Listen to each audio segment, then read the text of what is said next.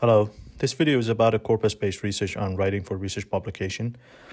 This research was done with Anna Siyanova and Doug Biber. Our research goals in this research was to explore the discoursive style of writing for research publication with respect to disciplinary variation, intra-textual variation, and L1 LX expert writing. We used the term LX proposed by Jean Doualet to refer to scholars whose first language is not English. The corpus we used in this research comprises empirical research articles from 10 disciplines. We started with 20 disciplines, but after going through the steps, which I'll describe below, we decided to focus on articles in 10 established disciplines. Building the corpus took several months because it involved a sort of cyclic process that ensured the representativeness of the corpus. To build a representative corpus of writing for research publication, it was necessary for us to first specify the characteristics of the target articles that were to be included in the corpus. The first step was to identify the type of articles. We conducted a survey of high-ranking journals to identify the type of articles they commonly published. Now, we focus on only full-length articles because short pieces such as book reviews, commentaries, notes, and responses were not the focus of our research. We then characterized full-length articles based on whether A, they included quantitative/qualitative data analysis, B, presented a new model or formula that's analyzed and tested through various analytical procedures, or C, focused on theories and theoretical aspects of the field without the inclusion of data. We didn't include the articles that belong to the C category because our study focused on research papers and not theoretical articles. And in cases we were in doubt about the type of an article, we decided to discard it to be on the safe side. For example, in certain disciplines such as physics or chemistry, we found that writers often make theoretical arguments regarding the validity or accuracy of an established formula or model and present various data analysis to prove their point. Such articles kind of have characteristics of both theoretical and empirical article, and so they didn't fit clearly into either category. So we did not include them in the corpus. The second step in designing the corpus was to examine the internal structure of the articles. We found empirical articles either included the content of the standard four-part structure of IMRD sections, or they contained a different, rather distinct sectioning format. But the first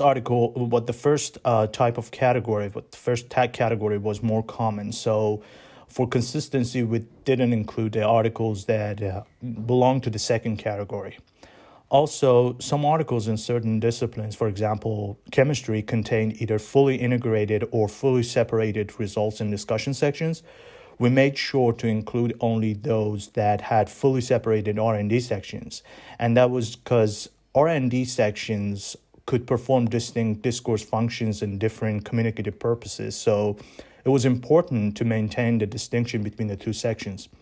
The third stage of the sampling was to verify the status of authors as either L1 or LX users of English. In this research, we were curious to know if there are systematic differences in L1 and LX expert writing. A sampling method that's commonly used in this area is Wood's 2001 method. Wood's method is based on two criteria: broad and strict criteria. The broad criterion focuses on the name of the first author to distinguish between L1 and LX written texts. The second criterion, however, uses not only the name of the first author, but also their institutional affiliation. This method has been used in many studies today, but it's not entirely foolproof. So we decided to sort of optimize the process of distinguishing between L1 and LX written articles by implementing the following steps. First, we examined all authors' first and last names, so we didn't limit ourselves to only the name of the first author. Second, each author's institutional affiliation was examined. If A and B revealed that the article was multinationally authored, we discarded it. If A and B confirmed that the article wasn't multinationally authored, we emailed the corresponding author of the article and requested clarification on the linguistic profile of the authors involved in drafting the manuscript. If the corresponding author confirmed that all the authors whose names were listed in the article were native speakers of English, the article was considered for inclusion in the corpus as a L1 authored article. We followed the same procedure for LX authors, meaning that if the corresponding author confirmed that all authors were non-native speakers of English, the article was considered as a LX authored article. Figure 1 and 2 are examples of the articles that were included in the corpus as L1 and LX authored papers. Figure 3, on the other hand, is an example of multinationally authored articles that were not included in the corpus. Here's the composition of the corpus. We made sure that the corpus was balanced. Okay, let's move on to multidimensional analysis. We conducted multidimensional analysis on the corpus. If you're not familiar with multidimensional analysis, in a nutshell, multidimensional analysis is essentially factor analysis done on linguistic data. If you're interested to know about MD analysis, I recommend reading Biber 1988, which is based on Doug's PhD thesis. It's got almost everything you need to know about MD analysis. There is no time to discuss the analysis here, but the steps we took to conduct the analysis are mentioned in the slides. If you had any questions about the analysis, feel free to email me. My email address is on the first page of these slides. Our MD analysis revealed 3 dimensions of variation. The first dimension appeared to distinguish communicative situations that require evaluations and elaborations from discourses with a high informational focus. So we label this dimension evaluative and elaborated versus informational focus, informational discourse. This was based on a functional interpretation of co-occurrence patterns among these features. These details are explained in the paper, but to give a quick explanation, these features are identified statistically using factor analysis. Now, it's important to note that these features and their statistical co-occurrence patterns are generalizable if your corpus is generalizable. If the corpus is not, then those statistical patterns are suspect, which is the reason why we spend so much time on designing and building our corpus.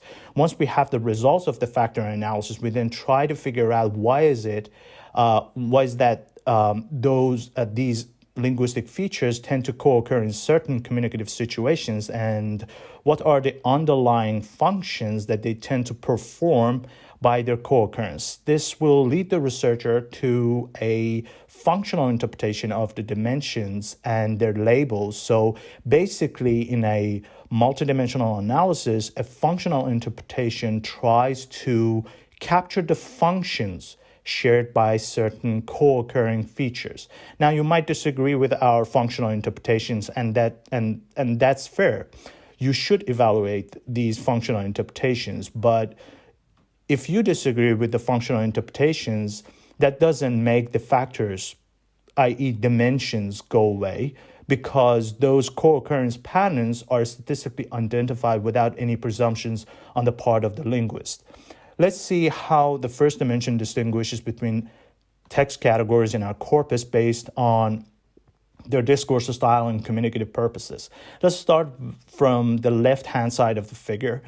As you can see, there is a sort of dichotomous relationship between the discussion and methods section. Overall, discussions are scored high on this dimension, while methods had a low meanness score. This shows that writing in the discussion section demands evaluation and elaboration, while the discourse of methods is extremely impersonal and primarily focused on communicating factual information. Continuing towards the middle of the plot, we notice that these patterns are affected by disciplinary specificity. If we look closely, we see discussion of findings is the only part of the research article in which authors in the hard fields tend to heavily rely on evaluation and elaboration features. In contrast, in the soft fields, not only discussions, but also introductions and results are substantially more evaluative and elaborated compared to the hard sciences. Moving on to the right-hand side of the plot, we can see a substantial difference between L1 and LX expert writing in discussions. More specifically, Dimension 1 appears to show that discussions produced by L1 English writers contained a higher degree of evaluation and elaboration compared to LX English authors. Now, please note that all the differences I've mentioned so far were statistically significant in our post hoc analysis. Let's move on to Dimension 2. We label Dimension 2 conceptual and abstract versus concrete language. As I mentioned, this was based on detailed considerations of these features and the communicative functions they share. Dimension 2 points to some differences across IMRD sections. The discourse of both introduction and discussion sections seems to be more conceptual and abstract than methods and results. But if we look at the patterns in the middle of the plot, we can see that not just introductions and discussions, but also methods and results in the soft fields scored high, which suggests that writing these sections in social sciences and humanities is characterized by arguments that primarily perhaps focus on describing conceptual and abstract entities.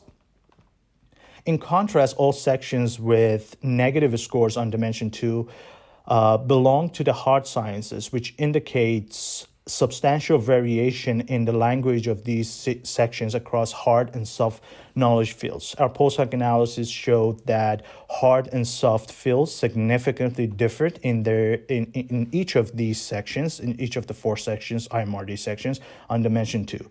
With respect to possible variation between L1 and LX expert writing, we found no systematic differences between the 2 groups of writers on Dimension 2.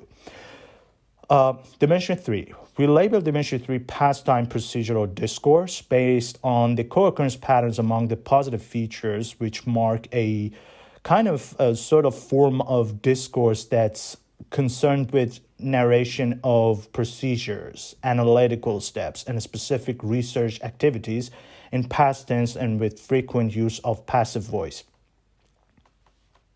Variation patterns along this dimension are very straightforward. As you can see, methods sections scored high on this dimension, but methods written in the hard fields scored even higher compared to methods written in the social sciences and humanities. Other sections across hard and soft fields are very comparable in terms of their score on this dimension. Result sections in both fields show intermediate scores, suggesting that writing these sections may also rely on some of the positive features of this dimension. Dimension 3 shows no substantial differences between L1 and LX authors. So overall, Dimension 3 appears to not only distinguish the discourse of methods from those of other sections, but also highlight disciplinary specificity in fulfilling the communicative purposes of this section. Synthesis. Now, our aim in this part of the study was to bring all 3 dimensions together. So far, I've explained the results with respect to each dimension, but characterizing registers and text categories based on one dimension would potentially result in an incomplete description. For example, if we go back to Dimension 1, we see that methods scored low on this dimension, which points to the highly informational discourse of this section. But if we look at Dimension 3, we see method section is scored high on this dimension, which, as I explained, suggests the procedural discourse of this section. So these dimensions are sort of interrelated, and if we consider the characterization of method sections only in terms of one dimension, then our description of research writing in this section would be incomplete. So let's consider characterization of IMRD sections with respect to all three dimensions. The dashed line in this plot represents the overall corpus mean with respect to the three dimensions. It kind of works as a benchmark here. So starting with introductions, you can see that this section scored higher than corpus mean on dimension 2, but lower on dimension 3. If we examine the other sections like this, we can provide a preliminary typology of research writing in IMRD sections. Based on this, for example, we can say the discourse of methods sections tends to be highly informational, and its focus is mainly on communicating factual information and narration of activities and past events. And such a discourse is typically created in passive voice. But this typology can be misleading because it doesn't account for the impact of disciplinary specificity.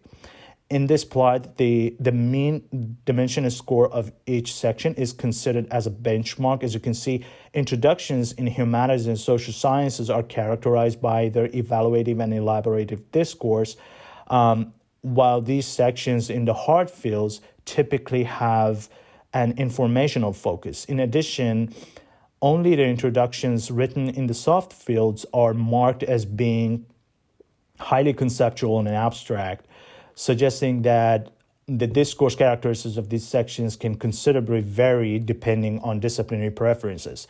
There's no time to explain these for the other sections, but the differences shown in this plot in general demonstrate that characterizing research writing across IMRD sections without careful consideration given to disciplinary influences could result in, let's say, tentative conclusions at best. With regards to L1-LX English scholars' writing practices, there was only one dimension that's significantly associated with systematic differences between L1 and LX expert writing. As I mentioned, this difference was significant only in this discussion sections and related to fulfilling the communicative purposes related to the evaluation and elaboration of research findings. Now, genre analysis studies have shown that the rhetorical purposes of the discussion section often include interpretation, elaboration, and validation of research findings. Let us inquiry 2010 found that fulfilling such rhetorical functions is particularly challenging to non-Anglophone authors. Our results suggest that writing discussions and the communicative demands associated with evaluation and elaboration of research findings can shed light on systematic differences in research writing practices of L1 and LX English scholars. Now, it's important to note that corpus-based research on L1, LX writing is still quite rare. Most studies on this topic have used qualitative assessments that typically draw on survey-based and ethnographic methods. Future corpus-based studies could adopt a multi-perspective approach we use in this study to shed further light on this topic and also other aspects of research writing in academic context. Thank you very much for watching.